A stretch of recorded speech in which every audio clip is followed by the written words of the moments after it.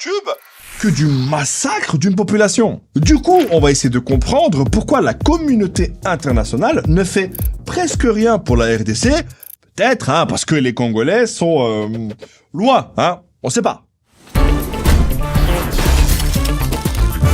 Le monde se fiche tellement de ce que subissent les Congolais que lorsque les joueurs de la RDC ont fait ce geste, je suis sûr qu'il y a des mecs qui ont dû se dire « Tiens, je ne savais pas que l'hymne national congolais se jouait aussi en langue des signes. Tu vois, c'est pour ça que j'aime l'Afrique. Wakanda forever !» Sauf qu'ils ont fait ça pour soutenir leur peuple qui, depuis des années, subit des atrocités. Pour comprendre le bail, faut savoir qu'après le génocide au Rwanda en 94, t'as plus d'1 million de personnes qui ont fui vers la RDC, puis entre 96 et 2003, il y a eu 2 guerres civiles en RDC qui ont fait des millions de morts et ont impliqué ses voisins comme l'Ouganda et le Rwanda. Et même si officiellement il y a plus de guerre, en vrai, depuis 2004 dans l'est du pays et surtout dans la région du Kivu, il y a encore plein de groupes armés qui font du sale. Et là, je sais qu'il y en a qui vont me dire « Mais Abdel, tu veux que je t'envoie à Brèche frère ou quoi? Dépêche-toi! Dis-nous pourquoi tous ces mecs se battent !» En fait, ils se battent pour un idéal. Parce qu'ils estiment que la liberté, c'est... Non, je rigole. Ils se battent pour contrôler des ressources naturelles. Et là, j'imagine que tout le monde est choqué. Parce que la RDC est ultra riche.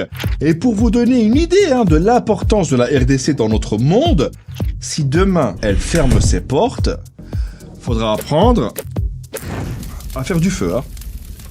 La RDC, elle a de l'or, des diamants, de l'uranium et d'autres choses que je ne sais même pas écrire. Elle abriterait aussi environ 60% des réserves mondiales de cobalt qui servent par exemple à fabriquer nos téléphones et nos ordinateurs. Du coup, c'est dingue de se dire que ce qui devrait aider la RDC est en train de la tuer. Parce que c'est pour gratter un morceau de toutes ces richesses que le sang coule. Je pense que là-bas, les ingénieurs, ils suivent pas les détecteurs de métaux, mais les groupes armés. C'est comme un GPS. Et à la place de tourner à gauche, c'est au prochain coup de feu, vous êtes arrivés. Et parmi ces groupes armés, t'as le M23 soutenu par le gouvernement rwandais. Et là, je vais vous dire un truc vraiment dingue, mais je sais pas si vous êtes prêts. Je sais pas, je vous sens pas là. Écoutez, prouvez-le-moi en vous abonnant à la chaîne. Ok, c'est bon.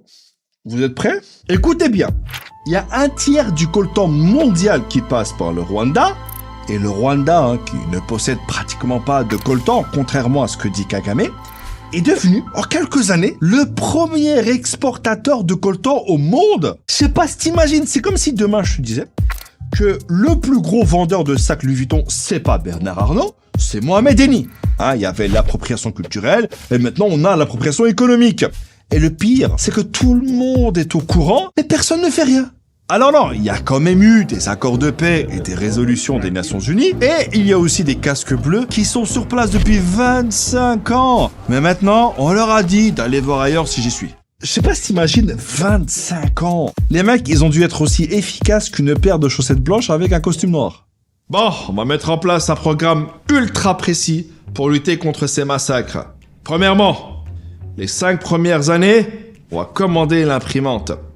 Ensuite, les 5 années suivantes, on va commander l'encre de l'imprimante. Colonel ou pas colonel? Et enfin, les 15 dernières années, on va imprimer les 15 pages qui détaillent ce qu'on doit faire. Je sais que ça représente une énorme charge de travail, mais n'oubliez pas pourquoi on est là. Focus is the mind. Ok? Et pendant ce temps, la RDC est déchirée par une rivalité entre la Chine et les États-Unis, qui d'un côté essaye de séduire le gouvernement congolais, mais d'un autre côté se rapproche du gouvernement rwandais. Du coup, t'as plus de chances de voir Zemmour à la salade du vendredi que de voir Biden ou Xi Jinping imposer des sanctions au Rwanda. Ces dernières années, t'as aussi des pays comme la France qui ont renforcé leur coopération militaire avec le Rwanda. Et malgré ça, Macron, il va en RDC donner des leçons de morale. Vous n'avez pas été capable de restaurer la souveraineté, ni militaire, ni sécuritaire, ni administrative.